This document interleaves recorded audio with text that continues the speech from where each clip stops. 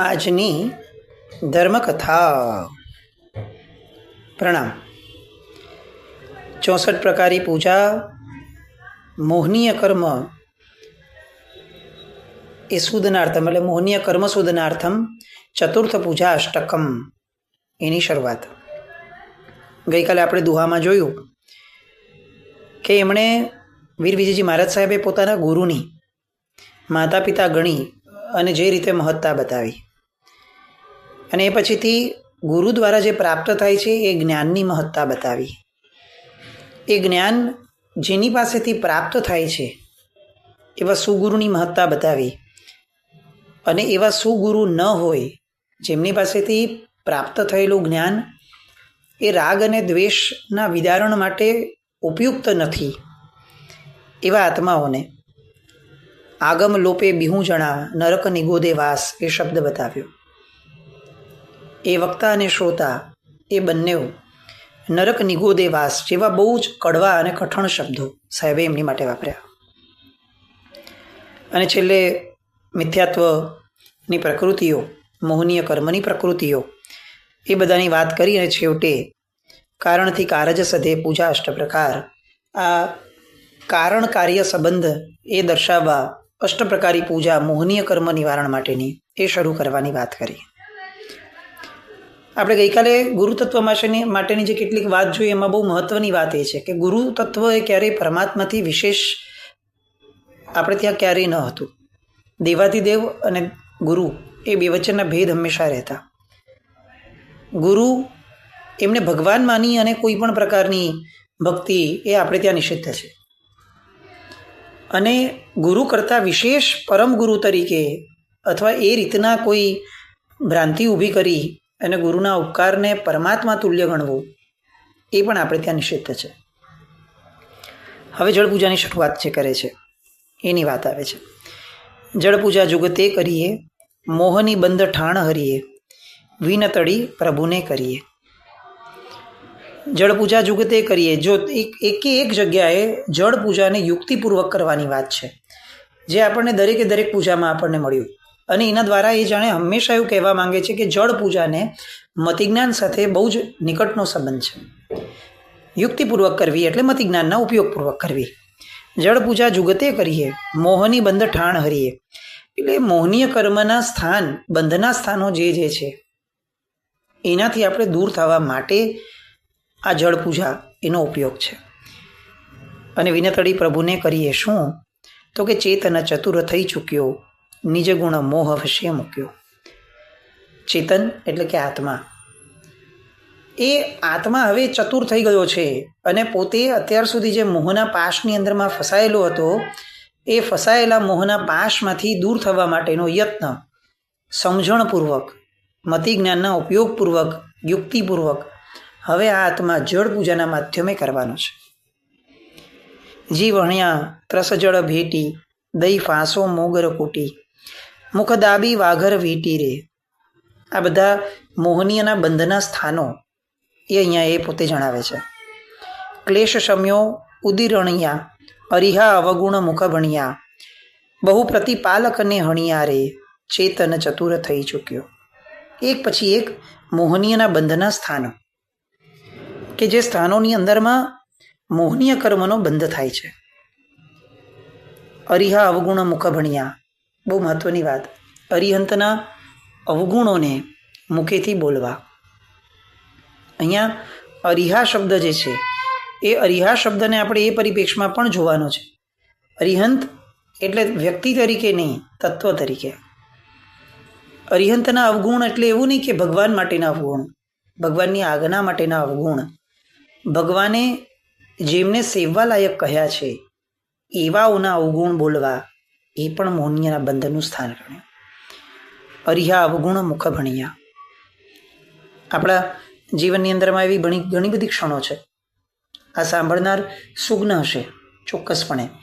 ધર્મની અંદરમાં કેટલેક અંશે રતિ પામનાર હશે એવું આપણે ચોક્કસપણે માનીએ છીએ. અને તેમ છતાં જીવનની અંદરમાં, આપણા લોક વ્યવહારની અંદરમાં ઘણી બધી વાર આપણે એવું બધું બોલવું પડે છે, બોલીએ છીએ, બોલાઈ જાય છે ત્રણેય રીતે, કે જેમાં પરમાત્માના અવગુણ ઇનડિરેક્ટલી છતાં થાય છે. ભગવાનના સમયમાં આવું હતું, હવે સમય બદલાણો તો હવે તો આવું જ થાય ને. આ વાત એ પ્રભુના અવગુણ બોલવા લાયક છે. કેમ? કારણ કે પ્રભુ સર્વજ્ઞ ગુણ ધરાવે છે. સર્વજ્ઞતાનો ગુણ જેનામાં છે એને તો 3 કાળનું બધું જ્ઞાન હોય. તો પ્રભુના સમયે લાઇટ ન હતી ફોર એક્ઝામ્પલ, અને અત્યારે લાઇટ છે, એટલા માત્રથી આ લાઇટ છે અત્યારે એ વાળી પરિસ્થિતિ પ્રભુને એ સમયે નહોતી ખબર. આવું આપણે કહેવા માંગીએ છીએ. પ્રભુની સર્વજ્ઞતામાં આ 2500 વર્ષ પછીની લાઇટ, આ 2500 વર્ષ પછીનો દ્રવ્ય ક્ષેત્ર કાળભાવ એ નહીં આવ્યું હોય. જ્યારે આપણે એવું કહીએ છીએ કે સમય બદલાયો છે, ત્યારે ચોક્કસપણે એવું સમજવું કે આપણે પ્રભુની સર્વજ્ઞતા ઉપર આપણે કેટલીક શંકા કરીએ છીએ. જો આમ સામાન્યથી કહેવા જઈએ ને તો અત્યારે વિચારકો અને બુદ્ધિવાદીઓનો રાફડો ફાટ્યો છે. કદાચ ભગવાન સમયે પણ હતો. આપણે બહુ સામાન્યથી જોવા જઈએ ને તો એ સમયે ગોશાળો પ્રભુની સમકાલીન, એના દ્રષ્ટાંતો આપણે સાંભળ્યા છે ઘણી બધી વાર. આ ગોશાળાએ પ્રભુના કેટલાક સિદ્ધાંતોને એ રીતે એણે ઉચ્છેદ કર્યો હતો કે આ સિદ્ધાંતો બરાબર નથી, ભગવાન નિયતિવાદમાં નથી માનતા અને મૂળમાં આ સંસાર એ નિયતિવાદથી ચાલે છે. અને એણે પોતાનો એક મત ઊભો કર્યો ગોશાળાએ. પ્રભુના શાસને ગોશાળાને અપાર પુણ્યશાળી હોવા છતાં ક્યારેય મહત્તા નથી આપી. ગોશાળાનો શિષ્ય પરિવાર કેવડો હતો એ જ્યારે સાંભળવા બેસીએ ત્યારે આપણને આશ્ચર્ય થાય કે આટલો શિષ્ય પરિવાર એ બહુ જવલ્લે કદાચ કોઈક બીજાનો હશે. પેરેલલ ટુ ભગવાન ચાલતા હતા, પોતાને ભગવાન ગણાવતા હતા એવા વ્યક્તિ, પણ એને શાસનને મન, એમની કિંમત શૂન્યથી વધારે કંઈ ન હતી. હા, પ્રભુની કરુણાનું ભાજન બન્યા અને છેવટે પ્રભુએ ગણધર ભગવંતને મોકલી અને એમને સમ્યક દર્શન પ્રાપ્ત થાય એવો પ્રયત્ન કરાવ્યો. પ્રાપ્ત થયું એમને. પણ મૂળમાં વાત આ છે કે પ્રભુના કોઈ પણ સિદ્ધાંતનું અવગુણ બોલનારો માણસ, પ્રભુના કોઈ પણ સિદ્ધાંતનું અવમૂલ્યન કરનારો માણસ, કોઈ પણ એટલે કોઈ પણ. આપણે ત્યાં બહુ જ જડબે સલાહ એક વસ્તુ કીધી છે કે જે ભગવાનના મૂર્તિ નિક્ષેપને નથી માનતો એવાની સાથે વ્યવહાર ન રખાય. આ કેટલી જલદ વાત છે. આપણને એમ લાગે કે ભાઈ બધા જૈનો આપણે એક જ છીએ, કોઈક એમ માને ને કોઈક આમ માને, ફિરકાઓ ને આ તે બધા ભેદ ન રાખવા જોઈએ. પણ આવી બધી મોટા નિર્ણયોની વાતો છે ને એ ગીતાર્થને સોંપી છે, સામાન્ય બુદ્ધિજીવીઓને આ નથી સોંપી. ભગવાનની મૂર્તિને ન માનનારો માણસ એ અંતે ભગવાનને નથી માનતો. કારણ કે મૂળમાં શાસ્ત્રકાર ભગવંતોએ તો જીનપડીમાં જીનસા રેખી કીધી છે. હવે જે જીનપડીમાંનો વિચ્છેદ કરે છે એ સાક્ષાત જીનનો પણ વિચ્છેદ કરે છે. તો આવા ઘણા બધા પદાર્થો છે. કોઈ સ્પેસિફિક અત્યારે માન્યતાનો વિરોધની વાત નથી. મૂળ સમજાવવાની વાત એ છે કે પ્રભુના એક પણ સિદ્ધાંતનો લોપ કરે એ વ્યક્તિ એ મોહનીય કર્મના બંધનું સ્થાન સેવે છે. અને એવાઓની અનુમોદના કરવી, એવાઓનું સમર્થન કરવું એ આપણને પણ મોહનીય કર્મનો બંધ કરાવે છે. ધર્મી ધર્મથી ચૂકવ્યા, સૂરી પાઠક અવગુણ લવ્યા. અહીંયા આવ્યું એ જ વસ્તુનો આગળ વિશેષ ભાવ. ધર્મી ધર્મથી ચૂકવ્યા. કોઈ ધર્મ કરતું હોય અને એને ધર્મથી ચૂકવીએ. દાન કરવા જેવું નથી, અત્યારે ધર્મ કરવા જેવું નથી, આ કાળમાં દીક્ષા લેવા જેવી જ નથી. કેટલી બધી વાતો આપણે બોલીએ. કોઈ એક આપણો અનુભવ એને આપણે બીજા ઉપર એવી રીતે ઠોકીએ, એવી રીતે બોલીએ કે બીજો પોતાનો શુભ અનુભવ એ પણ ગુમાવી દે અને કદાચ એની ભવિતવ્યતાથી એને જે શુભ તક મળવાની હતી એ તકથી એ વંચિત રહી જાય. કેટલાય પુણ્યના ઉદયથી એને તક મળી હોય, પૂર્વનું કેટલું બધું સેવ્યું હોય એ દાવ પર લગાડીને એને તક મળવાની હોય અને અચાનક જ આપણી જેવું કોઈક મળી જાય ને એમ કે ના ભાઈ ના, આવું તો કંઈ કરવામાં મજા નથી, છોડને, નથી કરવું. શું થાય? આપણને એવું લાગે કે એની એક તક ગઈ. ના, એનો આખો પૂર્વભાવની સાધનાનો માર્ગ ગયો અને એનું પાપ સૌથી ભયંકર છે. અને કોઈની સાધનાઓને આપણે જો એનાથી દૂર રાખશું તો કુદરતનો નિયમ તો બહુ સ્પષ્ટ છે. આપણે જેનાથી દૂર રાખ્યું છે આપણે એનાથી દૂર થવું પડે. આપણે પણ બહુ દુર્લભ બુદ્ધિ થશું. તો ધર્મી ધર્મથી ચૂકવ્યા, બહુ ધ્યાન રાખવા જેવી બાબત. એક ઉત્સુત્ર ભાષણ શબ્દ જે છે ને, મરીચીના દ્રષ્ટાંતની અંદરમાં આપણે આ જોયું હતું મોહનીય કર્મના આવલામાં, એક નાનકડું ઉત્સૂત્ર ભાષણ પણ એક કોડાકોડી સાગરોપમનો સંસાર વધારી દે છે. આપણે જ્યારે ધર્મની ચર્ચાઓ કરવા બેસીએ વોટ્સએપ ઉપર ડાયરેક્ટ લોકો હારે 1 to 1, ત્યારે આપણે ઉત્સૂત્ર ભાષણોની પરંપરા સરસતા હોઈએ ને એવી રીતે આપણે બોલીએ છીએ ને આપણને કોઈ ભય પણ નથી, કોઈ વસ્તુનો ભય નથી. કેમ? કારણ કે આપણને એવું લાગે છે કે ઠીક છે ને, આપણે બોલ્યા, આપણને એવું લાગતું હતું ને આપણે બોલ્યા, અંતે તો મિચ્છામી દુક્કડમ આપી દઈશું. આવા મિચ્છામી દુક્કડમોથી આપણે કદાચ લોકને મૂર્ખ બનાવી શકશું, કુદરતને નહીં. ધર્મી ધર્મથી ચૂકવ્યા. બહુ જ ગંભીરતાપૂર્વક આ વાતોને, મોહનીયના બંધને સમજવા જેવું છે. એની પછીનું સૂરી પાઠક અવગુણ લવ્યા.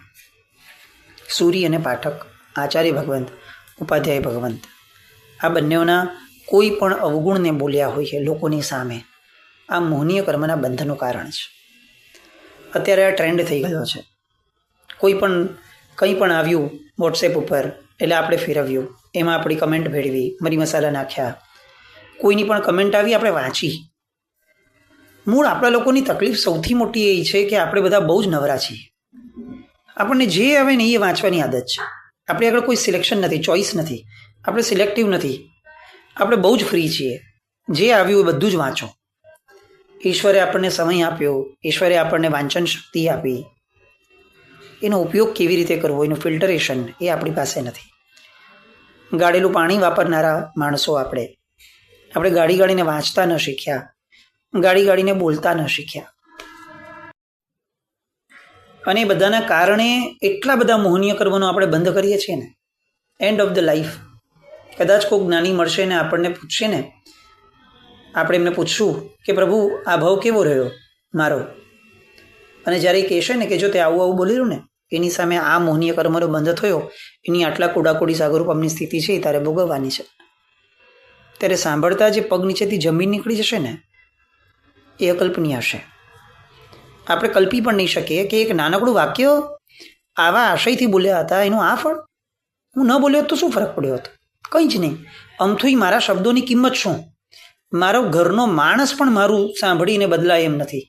કદાચ ઘરમાં પાળેલું કૂતરું હોય ને એ આપણા કીધેથી બદલાય એમ નથી. અને તેમ છતાં સમાજ, ધર્મ, શાસન, દેશ એ બધાને સુધારવાની વાતો, બધા માટેની કમેન્ટો. અહીંયા બહુ જ ઠોસ મહત્તાપૂર્વક આ શબ્દો વાપર્યા. ધર્મી ધર્મથી ચૂકવ્યા, સૂરી પાઠક અવગુણ લવ્યા, શ્રુતદાયક ગુરુ હે લવ્યા રે. જેને જ્ઞાન આપ્યું આપણે એમને જ ઠેબે ચડાવ્યા. નિમિત્ત વસીકરણે ભર્યો, તપસી નામ વૃથા ધર્યો, પંડિત વિનય નવી કર્યો. કેટલા આમ સ્પષ્ટ ઉપદેશો પંડિત વીર વિજયજી મહારાજ સાહેબના છે. નિમિત્ત વસીકરણે ભર્યો, જે નિમિત્ત મળ્યો એ નિમિત્તવાસી જીવ બની અને ભરાણો ક્યાંય પણ. આજે આ નિમિત્ત મળ્યું તો ત્યાં ગયો, કાલે આ નિમિત્ત મળ્યું તો ત્યાં ગયો. સાવ ધોબીના કૂતરાની જેમ અહીંયાથી ત્યાં ભટકે રાખ્યો. આ મારા મોહનીય કર્મનો બંધ હતો, મારા મોહનીયનું સ્થાન હતું બંધનું. મેં પોતે એવું વિચાર્યું પણ નહીં કે હું માણસ છું, હું ઢોર નથી કે ક્યાંય પણ મોઢું નાખી દઉં, ક્યાંય પણ કોઈની પણ હારે બેસી જાઓ. મારું ચેતન તત્વ એ ક્યાં છે? આટલો બધો નિમિત્તવાસી હું બની જાઉં કે કોકે આવીને કીધું કે હાલને આ કરી લઈએ, અને મને એમ થાય કે મારે તો યાર નથી કરવું, આ કરવા જેવું નથી, અને છતાંય ઠીક છે ચાલો બધા કરે છે એટલે હું કરી લઉં. ટ્રેન્ડને ફોલો કરવા માટેની જે આપણી ઘેલછાઓ થઈ છે, જાણીએ છીએ કે બહુ જ ખોટું છે, અને તેમ છતાં જે કરીએ જ રાખીએ છીએ. આ બધું મૂળમાં આપણને પશુ બનાવવાનું આ એક આખું મોહનીય કર્મનું આયોજન છે. મનુષ્યપણામાં પણ જે માણસ પશુ તુલ્ય જીવન જીવે છે એને પછીના ભવોની અંદરમાં પશુતા ન મળે તો બીજું શું મળશે? નિમિત્ત વસીકરણે ભળ્યો, તપસી નામ વૃથા ધર્યો. કોઈ તપસ્વીનું નામ મેં એને વાપર્યું, હું પોતે તપસ્વી છું એવું નામ મેં વ્યર્થનું વાપર્યું. લોકો મને તપસ્વી કહેતા હતા અને મેં એમને કંઈ એવું કીધું પણ નહીં કે ભાઈ નહીં કયો. અંદરથી હડાહડ આસક્તિ લઈને બેઠો છું ખાવાની. લાલસા તો એવી છે કે કદાચ મારા કરતાં પેલું ગલીનું કૂતરું હોય ને એ પણ ત્યાગી હશે. એ હદ સુધીની અંદરમાં લાલસા ભરીને બેઠો છું, ને તેમ છતાં લોકોએ મને તપસ્વી અમર રહોના નામ પર મારી કેટલાક દિવસની ભૂખ્યા રહેવાની પ્રવૃત્તિને એ લોકોએ તપસ્વી નામ આપી દીધું અને મેં એને સ્વીકારી પણ લીધું. આ મોહનીય કર્મનો બંધ નથી તો શું છે? હું કેટલુંક મતિજ્ઞાનના આધારે ભણ્યો અને લોકોએ મને જ્ઞાની કહી દીધો અને હું એમાંય અહંકાર કરવા લાગ્યો, વૃથા ધર્યો. તપસ્વી નામ, જ્ઞાની નામ, કોઈ નાનકડી પ્રવૃત્તિ શું કરી હોય એમાં લોકોએ આપણે શાસન સેવક કહી દીધા અને આપણે એ નામને પણ ધારણ કરી લીધું કે હા ભાઈ હા, આપણે ઘણું શાસનનું કામ કર્યું છે. શું કરવું છે આપણે? આ બધું આમને આમ મોહનીય કર્મના બંધને આપણે નવા બાંધીને એક્ઝેક્ટલી શું કરવું છે? આવું જાત સાથે બેસીને વિચાર કરવા જેવું બહુ જ છે. પંડિત વિનય નવી કર્યો રે. અહીંયા પંડિત વીર વિજયજી મહારાજ સાહેબ જે વાત કરે છે, ચેતન ચતુર થઈ ચૂક્યો. ચેતન, હવે તું ચતુર થઈ જા. તું પંડિતપણાના વિનય જે કરવા જોઈએ, જે પંડિતજનોના, જે બુદ્ધિશાળી છે, બુદ્ધિજીવી નથી, જે ખરા અર્થમાં બુદ્ધિશાળી છે, જે આગમના જ્ઞાતા છે, જે ખરેખર મોહનીય કર્મના ક્ષયોપશમ પૂર્વકનું જ્ઞાનાવરણીય કર્મનો ક્ષયોપશમ કરે છે, તું એનો પણ વિનય નહીં કર તો તું શું કરીશ? ગામ દેશ ઘર પર જાળ્યા, પાપ કરી અન્ય શિર ઢાળ્યા, કપટ કરી બહુજન વાળ્યા રે, ચેતન ચતુર થઈ ચૂક્યો. તું આવો ચતુર થયો? આવો શું કરે છે તું? તે તારા પૂર્વ ભવોની અંદરમાં ગામ દેશ ઘર પર જાળ્યા, કેટલાયના ઘર બાળ્યા હશે. પાપ કરી અન્ય શિર ઢાળ્યા, પાપ આપણે કરવાનો અને બીજાના માથે નાખવાનો. સાવ નાના બાળક હતા ને ત્યારથી લઈને અત્યાર સુધીમાં આપણે આવી ચેષ્ટાઓ અસંખ્ય વાર કરી હશે. આ જ ભાવમાં જો એકવાર આંખ બંધ કરીને વિચારવા બેસીએ ને તો સાવ નાના બાળક હતા ને ત્યારથી આ મેં નથી કર્યું, ભયપૂર્વક કદાચ મજાકમાં આપણે કદાચ કેટલા ઉપર બીજું નાખ્યું હશે. એ જ આદત, એ જ સંસ્કાર મોટા થયા પછીથી આપણું ખોટું કર્યાનું મૌન આપણે કેટલી બધી વાર સેવ્યું છે, કેટલી બધી વાર આપણે છુપાવ્યું છે કે આ એકચ્યુઅલી મેં કર્યું હતું. પણ જો લોકોને ધ્યાનમાં નથી આવ્યું ને તો બસ શાંતિ રાખીએ. કોકે બીજાને ગણી લીધું ને કે આ એનું કામ હતું તો બસ પતી ગયું. આપણે કંઈ બહુ દોડાયા થવાની જરૂર નથી. આ ચતુરાઈ, આવી ચતુરાઈ કેટલી વાર આપણે કરી. મોહનીયના કર્મના બંધનું સ્થાન. પાપ કરી અન્ય શિર ઢાળ્યા, કપટ કરી બહુજન વાળ્યા. કપટ કરી અને લોકોને કેટલા બધા વાળ્યા. કયું ક્ષેત્ર છે જેમાં આપણું કપટ છતું નથી થયું એટલે આપણને ભય નથી. સતત ભયમાં આપણે એટલા માટે મનમાં અંદરથી છીએ કે આપણું કોઈ કપટ ખુલ્લું ન થઈ જાય તો સારું, કોઈને ખબર ન પડી જાય તો સારું કે આપણે રાત્રિ ભોજન કરીએ પણ છીએ, કોઈને ખબર ન પડી જાય તો સારું કે આપણે ધંધામાં આવી અનીતિ કરીએ પણ છીએ. કપટ કરી બહુજન વાળ્યા. બ્રહ્મચારી થઈ ગવરાણો, પરદારા શું મૂંઝાણો, પરદ ધન દેખી દુહવાણો રે, ચેતન ચતુર થઈ ચૂક્યો. આવી મારી ચતુરાઈ. લોકોએ મારા બ્રહ્મચર્યના વખાણ કર્યા અને મારું મન એક પર સ્ત્રીની અંદરમાં અટકાણું. લોકોની સામે મેં પરિગ્રહ પરિમાણના વ્રત લીધા અને કોકનું ધન દેખી અને મારા મનમાં ઈર્ષ્યા થઈ. સાવ આપણી પરિસ્થિતિ જ નથી, પુણ્યાય જ નથી એવાઓનું પણ ધન દેખી અને મન મૂંઝાવ્યું. અંબાણીના લગ્ન દેખીને આપણને એમ થાય કે ઓહો આપણા આવા લગ્ન થાય તો શું? અરે ભાઈ, કેટલા જન્મે પણ નહીં થાય અને તારે કેમ કરવા છે? તને ઈશ્વર આટલો પૈસો આપે ને તોય તું કરવાનો નથી અને તેમ છતાં આપણું મન એમાં મૂંઝાય. આ મોહનીય કર્મનો બંધ છે. આવું આપણને ધ્યાન જ નથી. અને એટલે જ વારંવાર આ વસ્તુ સૂજે કે આપણે મફતનું કેમ જોઈએ જ છીએ? જો જોશું તો વિચાર આવશે કેમ, એટલે શું જરૂર છે આવું બધું જોવાની જ કે જેની યાર આપણને કોઈ નિસ્બત નથી. પરદ્રોહી મિથ્યાભાષી, વિશ્વાસઘાતી કુળ શાખી, મુનિ છંડી સેવ્યા ખાખી રે, ચેતન ચતુર થઈ ચૂક્યો.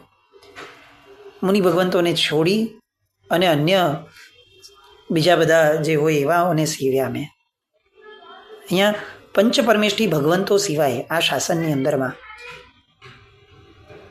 પંચપરમેષ્ઠી એટલે અરિહંત, સિદ્ધ, આચાર્ય, ઉપાધ્યાય ને સાધુ.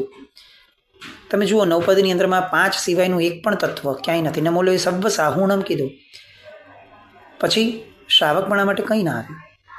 કોઈ શ્રાવકને સેવી શકાય, કોઈ શ્રાવકને પરમ તત્વ ગણી, પરમનો માર્ગ ગણી અને એને ઉપાદેય ગણી અને એને ગુરુ ગણી અને એના નિશ્રાએ મોક્ષે જવાની વાત એ આપણે ત્યાં ક્યારેય મૂકી જ નથી. તમે જો ગુરુ તત્વની અંદરમાં ક્યાંય પણ નમૂલો એ સર્વ સાહુણમથી નીચું ક્યાંય કોઈ વાત જ નથી. શ્રવણોપાસકને પણ નહીં, કાંઈ ન ભણ્યું. પછી હવે આવું ન હોવા છતાં પણ આપણે મુનિચંડી સેવ્યા ખાખી, મુનિ નથી અને તેમ છતાં જેનામાં મહાવ્રત નથી. અને મૂળ મુદ્દો એ છે કે વ્રતધારી હોવાની વાત મહત્વની છે. વેશ મહત્વનો એટલો નથી, પણ એ પંચ મહાવ્રત ધારી છે. ભગવાનના મહાવ્રતો એમણે ઉચ્ચર્યા છે. એ વિશ્વાસપૂર્વક એમની સેવના છે. જેમણે મહાવ્રતો નથી ઉચ્ચર્યા, જેમણે સત્વ નથી ફોરવ્યું, એવા વ્યક્તિઓને સેવવાના એ રાજમાર્ગો આપણે ત્યાં નથી. મોહની બંધ કરી ફર્યો, 70 કોડા કોડી સાગર્યો, હવે તુમ શાસન અવતર્યો રે, ચેતન ચતુર થઈ ચૂક્યો. આવું મેં અનેક ભવમાં અનેક વાર કર્યું પ્રભુ, હવે હું તમારા શાસનમાં અવતર્યો છું.